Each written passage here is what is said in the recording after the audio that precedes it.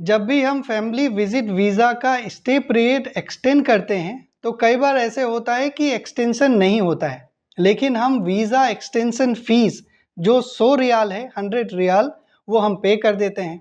तो आज के इस वीडियो में इसी टॉपिक के बारे में डिस्कस करूंगा कि वो जो हमने पेमेंट करा था वीज़ा का फीस उसे कैसे रिफंड करें। वो भी एक प्रोसेस है। ओके, उसके क्या क्या कारण हैं, क्यों वो रिजेक्ट होता है या फिर इशू नहीं होता है, उसके बारे में डिटेल में डिस्कस करूंगा।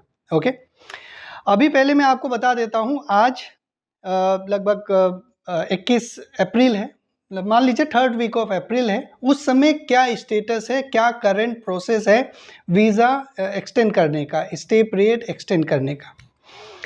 जब भी आप सऊदी आते हैं फैमिली विजिट वीज़ा में मल्टीपल एंट्री में, तो आपके पास प्रोविज़न होता है कि आप सऊदी में रह के ही 90 डेज़ बाद अनदर 90 डेज़ के लिए ऑनलाइन तवस्सुल से एक्सटेंड कर सकते हैं।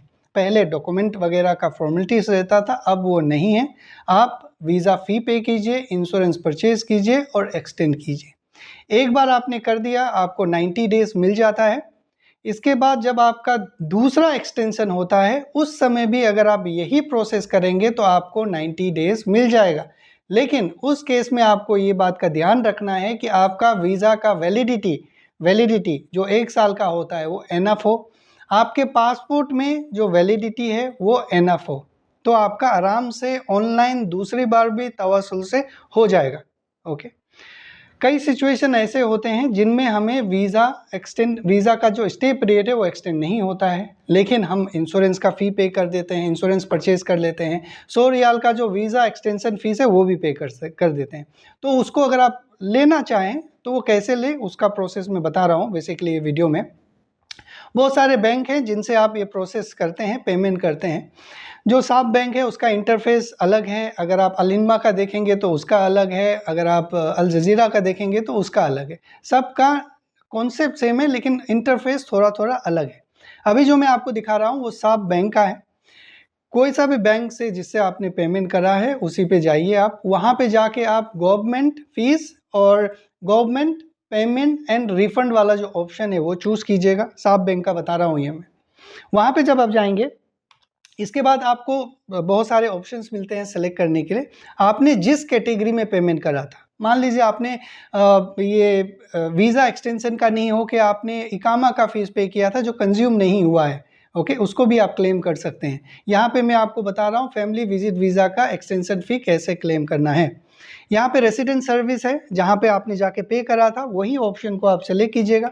रेसिडेंट सर्विस में जब आप क्लिक करेंगे तो वहाँ पे आपको जैसे ही आप कर्सर ले जाएंगे एक्सटेंड विजिटर वीज़ा में, तो वहाँ पे 2 ऑप्शन आएगा, एक होगा पेमेंट, दूसरा होगा रिफ़ंड। यहाँ पे रिफ़ंड करना है तो रिफ़ंड पे आप क्लिक कीजिए। जैसे ही आप रिफ़ंड में क्लिक करेंगे तो वहाँ पे आपको बॉर्डर नंबर मांगेगा उस डिपेंडेंट का जिसका आप फ़ी क्लेम करना चाहते हैं। याद रखिएगा, अगर वो ऑलरेडी कंज्यूम हो गया, एक्सटेंड हो गया तो नहीं होगा। अगर नहीं हुआ है कंज्यूम, कई बैंक वाले आपको ये भी दिखाते हैं कि उस बॉर्डर नंबर पे उस जो 100 रियाल वो कंज्यूम हुआ है या नहीं है, अनयूज्ड बैलेंस दिखाता है। ओके, तो यहाँ पे आप बॉर्डर नंबर लिखिए। इसका बॉर्डर नंबर लिखने के बाद में आप कंटिन्यू कीजिए और यहाँ पे कंफर्म कर दीजिए।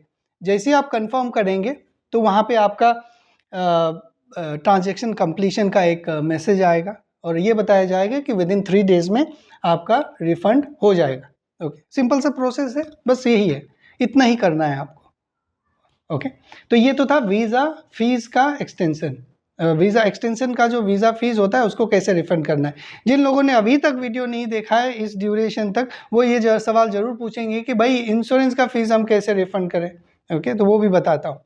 इंश्योरेंस का फ़ी आप रिफ़ंड नहीं कर सकते। इंश्योरेंस एक प्रोडक्ट है, एक सर्विस है जो आपने ऑलरेडी परचेज़ कर लिया है।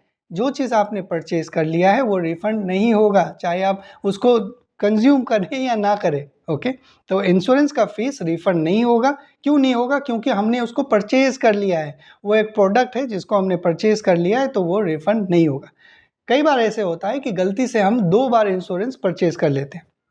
ओके, तो उस केस में आप जो भी इंश्योरेंस कंपनी है उनको ईमेल कीजिए, वो एक अनयूज्ड जो इंश्योरेंस है उसका पेमेंट फ़ी आपको रिफ़ंड कर देंगे, लेकिन जो दूसरा वाला है एक ही है उसका वो रिफ़ंड नहीं करेंगे। ओके, तो मैं उम्मीद करता हूँ कि ये छोटा सा वीडियो आप लोगों को हेल्प करेगा। अगर आपके कुछ अपने एक्सपीरियंस है तो ज़रूर आप कमेंट में लिख के बताइएगा, और अगर आपको एक्सटेंशन सर्विसेज लेने हैं तो आप डिस्क्रिप्शन में देखिए एक व्हाट्सएप का लिंक है, उसमें कांटेक्ट कीजिए। लेकिन आप जब मैसेज करेंगे तो थोड़ा सा पेशेंस रखिए, जब आपको MOI की तरफ से मैसेज आ जाएगा तभी आप मुझसे कांटेक्ट कीजिएगा, उससे पहले कांटेक्ट मत कीजिए क्योंकि उससे पहले एक्सटेंशन नहीं होगा।